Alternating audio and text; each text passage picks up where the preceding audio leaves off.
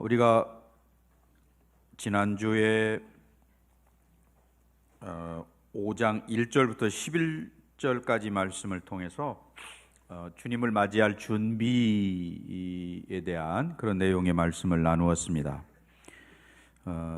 우리 오늘날 한국 교회가 사회로부터 지탄을 받고 있는데, 물론 다 맞는 건 아니겠지만 그 중에 정말 우리를 지적하는 또는 교회를 나무라는 그런 이야기들이 있습니다. 그 중에 윤리적인 성도들의 윤리적인 수준이 낮다. 성경이 제시하는 건 굉장히 높은데 실제 우리 한국 성도들의 삶은 거기에 미치지 못한다. 이런 지적이 있습니다. 하지만 우리 초대교회 성도들이라든지 또 한국에 복음이 전해질 때 예수 믿었던 우리 믿음의 선배들은 정말 얼마 되지 않는 숫자임에도 불구하고 사회에 놀라운 영향력을 끼쳐서 사회를 변혁시키는 그런 힘이 있었지요. 그 원동력이 뭘까 할 때 지난주에 우리는 재림신앙이 그 원동력이었다라고 하는 말씀을 드렸습니다. 그 재림신앙이 약해지니까 사람들이 영적인 잠에 빠지게 되게 되었고, 또는 세상의 어떤 쾌락과 세상의 문화에 그냥 휩쓸려 떠내려가는 그런 모습. 우리가 흔히 살아있는 고기는 물줄기를 거슬러 올라간다 이렇게 이야기하잖아요.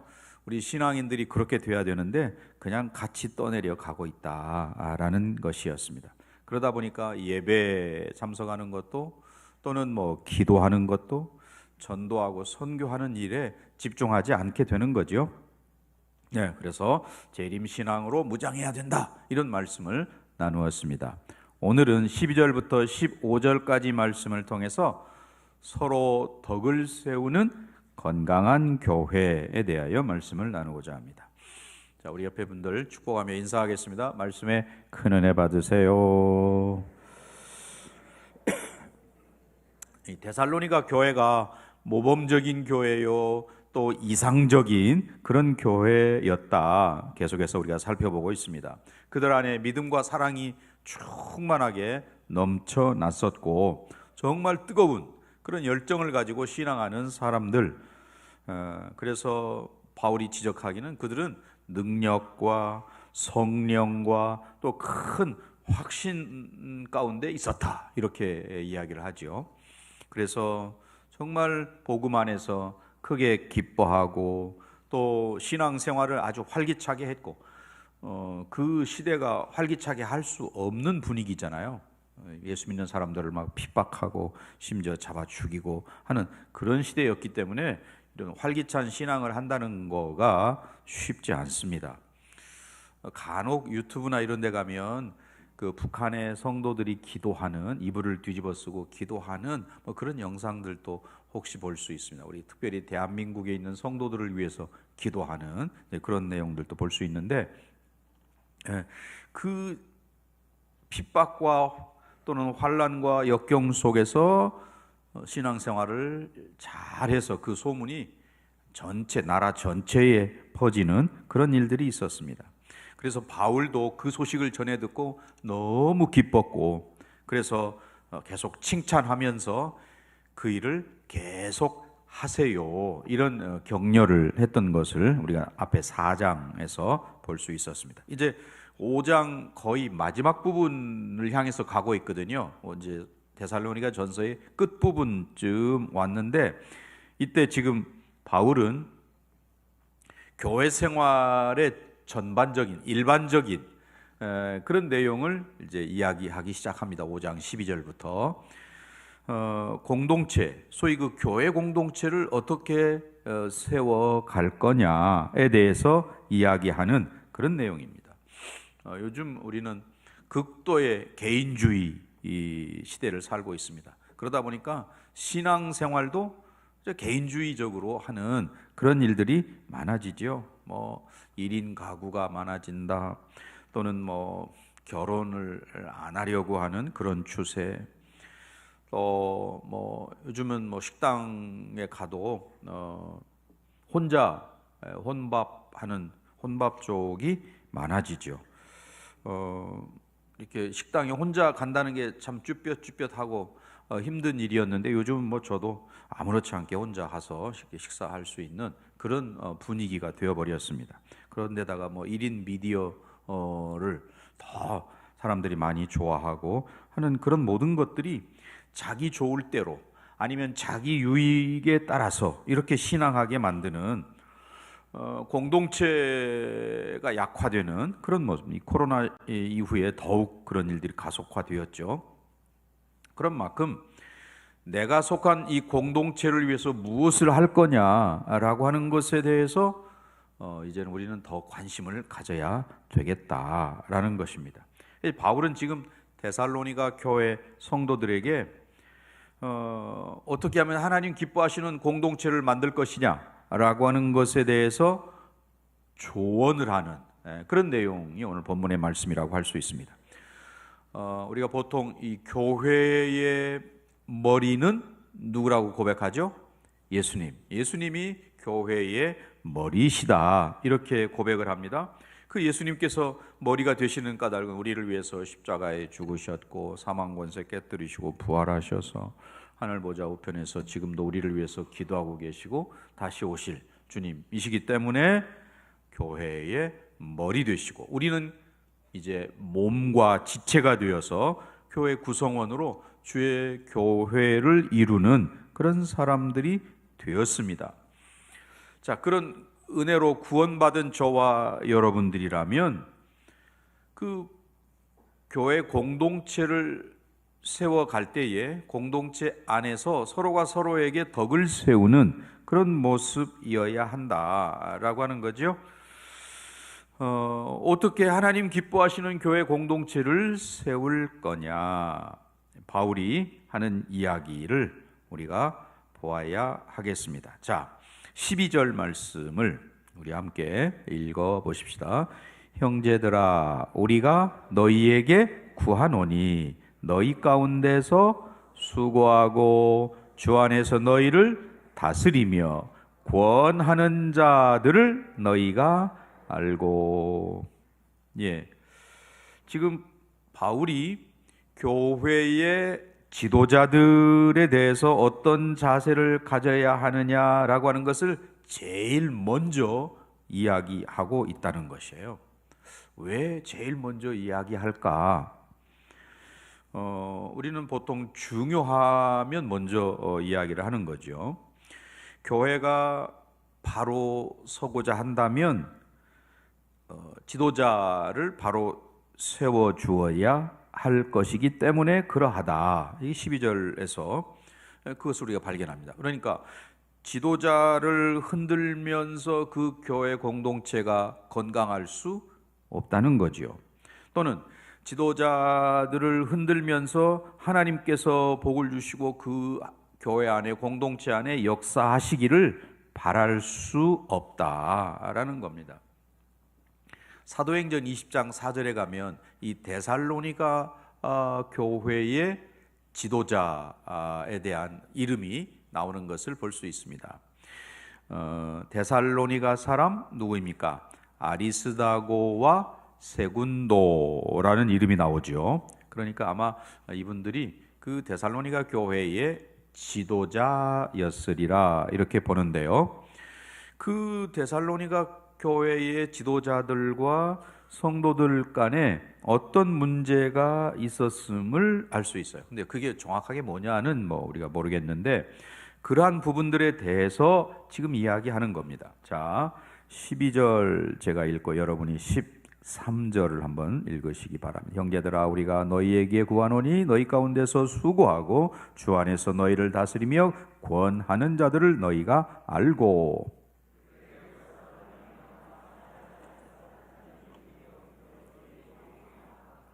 화목하라. 네. 자, 바울이 왜 교회의 지도자들, 목사와 장로로 대변되는 이 지도자들을 귀하게 여겨야 하느냐라고 하는 것을 이야기해요. 그러니까 아무리 데살로니가 같이 이상적인 교회라 할지라도 교회 지도자들에 대한 존경이 없으면 교회가 지탱하기 어렵다. 네. 교회 안에 여러 가지 문제들이 발생할 때에 대부분 보면 우리 한국 교회도 마찬가지지만 이 교회 지도자들과 성도들 간에 그런 여러 가지 문제들이 발생하는 것을 볼 수 있습니다. 우리가 보통 사람들이 우리 교회를 폄하할 때 그런 이야기하죠. 예수쟁이 그러면서 그 예수쟁이는 말쟁이야, 말만 잘해, 이런 이야기들을 많이 합니다. 그 말을 이렇게 새겨보면 교회처럼 이렇게 말 많은 곳이 없다. 대부분 일들을 말로 많이 하죠. 또 그러다 보면 교회 안에 여러 가지 불평, 불만이 쌓일 수 있게 되는 것이고, 그러나 우리가 교회라, 에클레시아, 교회라고 할 때 교회는 어떻습니까? 하나님께로부터 부름받은 사람들이 모여 있는 곳이 교회죠. 그러니 교회, 그럴 때 그 교회 안에 만약에 무슨 분열과 싸움 이런 게 있다면 이 교회라는 말하고 맞지 않는 말이 모순이라는 말이죠. 우리가 화평의 복음을 전하고 또는 사랑의 주님을 섬긴다 이렇게 말하면서 그 안에 뭐 갈등과 다툼과 이런 게 있다면 이거는 그 말, 교회라는 말 자체와 어울리지 아니 반대가 되는 그런 말이죠. 초대교회, 그렇게 은혜가 많고 능력이 있었던 초대교회 안에도 이런 현상들이 있었습니다. 예를 들어 고린도 교회, 그러면 고린도 교회 안에 분파가 많았습니다. 보이지 않게 나는 뭐 개바파, 나는 아볼로파지, 나는 바울파다, 아니면 나는 그리스도파, 뭐 이런 여러 가지 분파들이 고린도 교회 안에 있었습니다. 또 정말 그 은사가 많은 고린도 교회였음에도 불구하고 사랑이 없어서 이 13장에서 고린도전서 13장에서 사랑을 이야기할 수밖에 없는 그런 모습, 또는 그 많은 은사들 때문에 은사들 서로 자기 은사가 최고라고 이렇게 하는 것 때문에 무질서함이 교회 안에, 고린도 교회 안에 있었습니다. 그래서 지금 바울이 데살로니가 교회 성도들을 향해서 이야기하는 지도자들에 대한 그런 이야기가 중요하다 하는 거고요. 또 12절 다시 보시면 우리가 너희에게 구하노니 너희 가운데서, 즉 지도자들이 하는 이야기입니다. 지도자들은 수고하고 또 주 안에서 너희를 다스리며 그리고 권하는 자들이다. 이게 이제 지도자가 할 일을 이야기하는 겁니다. 수고하고 또 다스리며 또 권하는 자들. 수고한다는 것은 신앙을, 성도들의 신앙을 돌보기 위해서 정말 애쓰고 노력하는 그런 모습이라고 할 수 있겠죠. 또 다스린다, 성도들을 치리하는 그런 모습이고요. 또 권한다, 이거는 뭐 훈계한다 그런 말이에요. 그러니까 이 모든 리더들의 수고하는 이런 것들을 잘 살펴서 그것들에 대해서 이 12절 마지막에 너희가 알고라고 하는 이 표현, 이 알고라고 하는 이 표현을 ESV 같은 영어 성경에서는 리스펙, 존경한다라고 하는 단어로 번역을 하고 있습니다. 말씀을 가르치고 수고하는 사람들, 디모데전서 5장 17절 같은 데 보면 말씀과 가르침에 수고하는 자들을 배나 존경할 자로 알고 라고 말합니다. 귀히 여겨라, 오늘 표현도 그렇게 하고 있습니다. 왜냐하면 예수님께서 피로 값주고 사신 주의 몸된 교회를 살피기 때문에, 중요한 일을 하기 때문에 그렇게 해야 된다 라고 하는 것이고요. 상대적으로 우리 사람들은 뭐 교회 안에서뿐만 아니라 밖에 사회에 나가서도 사람들은 보통 자기 위에 있는 사람들을 비판하는 것을 좋아하죠. 뭐 우리가 대통령에 대해서 또는 직장인이면 직장의 상사들에 대해서 비판하는, 그래서 모이기만 하면 특별히 뭐 일과 후에 뭐 술집 같은 데서 사람들이 모여 사는 이야기가 주로 위 상사에 대한 뒷담화 뭐 한다, 그걸 뭐 안주 삼는다, 이런 속된 표현을 쓰기도 하죠. 아무튼 우리가 그런 사람들의 모습을 보아온 건데, 교회라고 해서 그런 것이 없느냐 하면 그렇지 않다는 거죠. 지금 데살로니가 교회를 향해서 바울이 주고 있는 이 표현을 통해서 우리가 알 수 있는 겁니다. 비판하는 그런 모습들. 그래서 바울은 오히려 그런 거에 대해서 너희 가운데서 수고하는, 정말 열심히 일하는, 원래 이 수고한다는 단어는 농부가 농사 짓는 것을 가리키는 그런 표현입니다.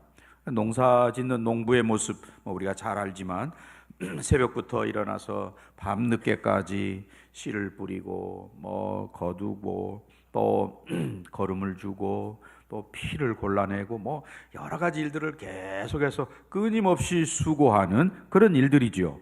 말씀을 공급하는 일, 또 성도들을 돌보는 일, 또 교회 여러 가지 행정적인 일을 하는 거, 뭐 구석구석 교회를 돌보고 살피고 하는 일, 이 모든 일들, 사실은 이 모든 것들이 성도들을 위해서 하는 일들이지요. 성도들이 신앙생활을 잘 하도록 하기 위해서 이 모습, 수고한다라고 하는 표현을 쓰고 있고요. 또 다스린다, 다스리며 권하는 자들, 하나님 앞에서 열매 맺도록 우리 성도들의 삶이 하나님 기뻐하시는 그런 모습을 하도록 그렇게 하는 일들을 하고 있는 교회의 지도자들, 그들을 위해서 수고하고 애쓰는 그 모습들을 너희가 알고 즉 존경하라 라고 이야기합니다. 바울이 이렇게 이야기하고 있는 그런 모습을 우리가 잘 생각해 봐야 합니다. 왜 그럴까? 뭐 교회 지도자들에게서 완벽한 사람들이 아니죠. 뭐 부족하고 또 연약함이 있고, 하지만 그들을 그 직분의 고귀함 때문에, 그 직분이 가지고 있는 중요한 역할 때문에 그리해라 라고 하는 거죠. 13절 말씀을 다시 봅니다.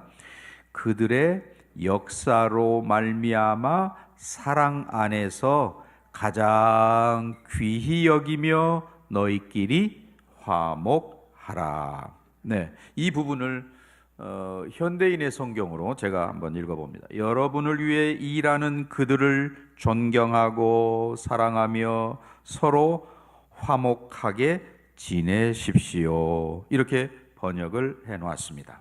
그러니까 이런 교회 지도자들과 화목하게 지나고 또 귀하게 여겨야 한다는 것을 이야기하는 거죠.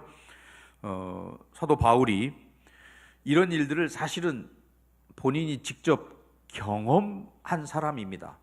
복음을 전하고 힘든 사역을 감당할 때에 유대인들이 나타나서 방해하고, 또 심지어는 그의 멱살을 잡고 막 끌어내리기도 하고 돌로 내려치기도 하고, 또 바울은 유대인의 이단자야, 뭐 아니면 바울은 자기 철학을, 자기 개똥 철학을 전하는 사람이지, 또 그는 우리를 버리고 도망간 사람이야, 뭐 이런 비판, 여러 가지 일들을 많이 들었던 그런 경험이 바울에게 있기 때문에 그것이 얼마나 자기를 힘들게 하는지 누구보다 잘 알고 있어서 이런 이야기를 하고 있다는 거예요. 권하는 자들, 이런 모든 표현들, 귀히 여겨라 라고 하는 이런 권고가 교회 공동체를 아름답게 세우도록 하기 위해서 꼭 필요한 일이기 때문에 그러하다, 바울이 이야기를 하고 있습니다. 오늘 우리가 귀담아 들어야 할 그런 내용이지요. 또 14절도 함께 읽어볼까요? 또 형제들아 너희를 권면하노니 게으른 자들을 권계하며 마음이 약한 자들을 격려하고 힘이 없는 자들을 붙들어주며 모든 사람에게 오래 참으라. 여기 게으른 자들 그랬는데, 원래 게으른 자들이라는 말은 군사 용어로 그 나고병, 어떤 대열에서 뒤처진 나고병을 가리키는 그런 말이라고 그래요. 그러니까 마땅히 할 일을 잘 하지 못하고 게으르고 또 뒤처지고, 네, 이런 사람들 그냥 내버리지 말고 잘 도와서 함께 하도록 해라, 그런 이야기죠. 또 여기 마음이 약한 자들 그랬는데, 마음이 약한 자들은 원래 그 동료 함께 신앙하다가 이제 곧 예수님 다시 오실 텐데 그거 못 보고 먼저 죽은 이런 사람들 때문에 마음이 좀 슬퍼하는 그런 사람들, 또 물론 그 외에 여러 가지 사정으로 낙심되어 있는 사람들, 그들을 이야기하는 겁니다. 그래서 게으른 자들은 권계하지만 마음이 약한 자들은 뭐 하라고 되어 있습니까? 격려하고 그랬습니다. 마음이 약한 사람들에게는 격려가 필요하다. 칭찬과 박수가 필요하고 또 할 수 있다고 격려해주는 이런 것들이 필요하다는 거예요. 예, 그거 하라고 지금 이야기하는 겁니다. 우리 안에 그런 일들이 있어야 된다고 이야기를 하는 겁니다. 그 다음에 또 힘이 없는 자들은 어떻게 해요? 붙들어주며, 네, 붙들어주며. 영어 성경에서는 help, 돕다라는 단어를 쓰고 있는데, 힘이 없는 자들, 질병으로 인해서 힘이 없기도 하고, 영적으로 연약해서 힘이 없기도 하고, 또 믿음이 약해서 힘이 없는 그런 사람들, 그래서 유혹에 잘 넘어지고, 성격적으로 좀 유약하고 이런 사람들이죠. 교회 안에는 믿음이 강한 사람도 있고 성격이 강한 사람도 있지만, 믿음이 약한 사람도 있고 성격적으로 좀 소심한 사람도 있고, 다양한 부류의 사람들이 있죠. 그래서 조그만 일에도 막 쉽게 상처를 받기도 하고, 또 조금 어려운 문제가 찾아오면 주저앉고 절망하고 의욕을 잃어버리고, 또 오해하기도 하고 엉뚱한 말 하는 사람도 있고, 또 자기 주장만 하는 이런 사람도 있고, 또 게으른 사람, 문제를 일으키는 사람, 다양한 이 사람들이 있는데, 이런 사람들이 사실은 다 힘이 없는 자들이죠. 힘이 없기 때문에 더 강하게 보이려고 그렇게 하기도 하고, 그런데 이럴 때일수록 믿음이 강한 사람들은, 믿음이 좋은 사람들은 너는 어째 그러냐 이렇게 핀잔하고 할 게 아니고, 오히려 그들을 붙들어 주어라, 도와주어라 라고 합니다. 왜? 그들은 혼자 설 수 없는 사람들이기 때문에 옆에서 붙잡아주고 세워주어야 한다는 거죠. 자꾸 넘어지는 사람 부축해야죠. 이걸 이야기하는 겁니다. 그의 이야기를 들어주기도 하고, 하나님 말씀으로 권면을 하고, 또 때로는 기도해 주기도 하고, 이런 것들이 구체적인 붙들어주는 거죠. 그래서 바울이 로마서 15장 1절 같은 데 가면 그런 이야기 합니다. 믿음이 강한 우리는 마땅히 믿음이 약한 자의 약점을 어떻게 해요? 담당하고 함께 나누어지고, 혹은 혼자 걸머지고 이런 것들을 포함하는 거죠. 우리 믿음이 강한 자가 믿음이 약한 사람들을 그냥 내버려 두고 하는 게 아니고, 그들을 같이 붙잡아 주고 또 함께 짐을 나누어 지고 라는 것입니다. 그리고 더 중요한 것은 14절 마지막 볼까요? 모든 사람에게 어떻게 하라고요? 오래 참으라. 우리가 내 마음에 안 들 때 우리는 참지 못하고 쉽게 화를 내기도 하고 신경질이 나기도 하고, 그러죠? 근데 사실은 공동체 안에서 그렇게 되면 이게 감당이 잘 안 됩니다. 혼란스럽게 되기도 하고. 그래서 교회는 여기 오래 참으라 라고 하는 이 말은 마치 그 어머니의 품 같은, 우리 종교 개혁자들이 그런 이야기 하죠. 하나님을 아버지라 부르는 사람들은 교회를 어머니처럼 여겨야 한다. 즉 교회가 어머니와 같은 역할을 해야 한다는 것인데, 따뜻한 어머니의 품. 어머니는 자식들의 약점을 다 알고 있습니다. 심지어는 거짓말 하는 줄 알면서도 그냥 속아 넘어가시는 거잖아요. 그냥 사랑으로 감싸고 품어주고 하는 그러한 모습들. 끝까지 인내하는 그런 모습들을 어머니의 사랑이 보여주는 거고, 그래서 어머니에 대한 그리움이 우리에게 더 있는 거잖아요. 성령 하나님께서 우리를 그렇게 품어주시고 감싸주시고 하는데, 그런 결과로 성령의 열매, 9가지 열매 중에 사랑, 희락, 화평, 그 다음에 뭐죠? 네 번째가 오래 참음이죠. 오래 참음, 오래 참음. 이게 성령의 열매로 우리 안에 있는 거다. 또 고린도전서 13장 4절에 보면 사랑을 정의할 때 사랑은 어떻게 하고요? 오래 참고, 이렇게 시작합니다. 오래 참고 모든 것을 바라고 모든 것을 참고 모든 것을 견디느니라. 사랑은 오래 참음으로 시작해서 오래 견디는 것으로 끝을 맺는 그런 사랑의 정의. 사랑은 오래 참는 것이구나. 그래서 에베소서 4장 2절에서는 또 뭐라고 이야기합니까? 모든 겸손과 온유로 하고, 그 다음에 오래 참음으로 사랑 가운데서 서로 용납하고, 이렇게 말하는 거죠.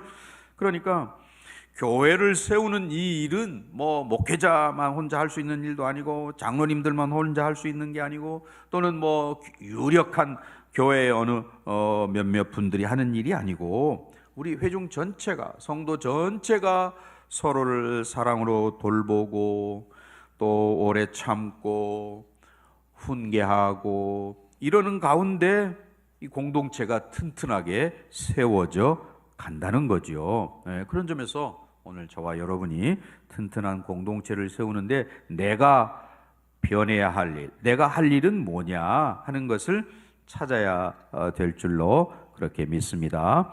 자, 15절 말씀도 우리 함께 읽어보겠습니다. 삼가 누가 누구에게든지 악으로 악을 갚지 말게 하고 서로 대하든지 모든 사람을 대하든지 항상 선을 따르라. 모든 사람에 대하여 오래 참으라. 14절은 그렇게 이야기하고, 이어서 15절에 삼가 누가 누구에든지 악으로 악을 갚지 말게 하고.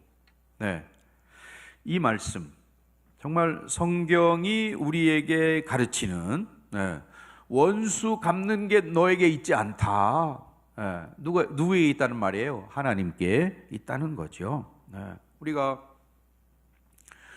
세상을 살면서 억울한 일 당한다든지, 또 아니면 내가 힘이 있고 이런다면 정말 나에게 위해를 가하고 피해를 주고 어려움을 겪게 만드는 그 사람 정말 복수하고, 좀 이렇게 한 대를 때리면 두 대를 때려주고 싶은 이런 게 우리 인간들의 본성일 텐데, 성경은 악을 악으로 갚지 말아라 라고 하는 것은 공의로우신 하나님의 심판에 맡겨라. 즉 이 땅을 지금도 하나님의 선하심과 주권으로 통치하고 계시는 하나님께 너의 심판권을 넘겨드려라 라는 거죠. 로마서 12장 21절 말씀 우리 한번 같이 읽겠습니다. 악에게 지지 말고 선으로 악을 이기라.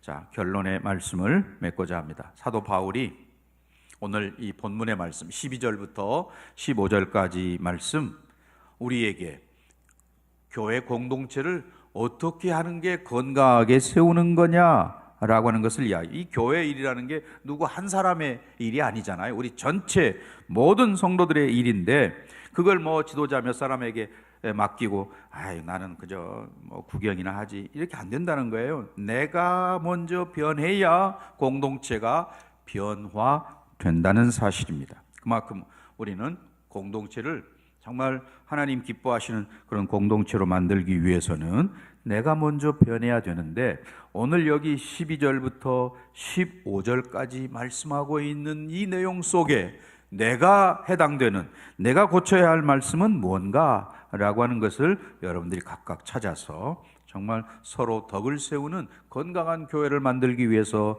내가 변해야 될 부분은 뭐냐 하는 것을 찾는 우리 모두가 되실 수 있기를 주님의 이름으로 간절히 축원합니다.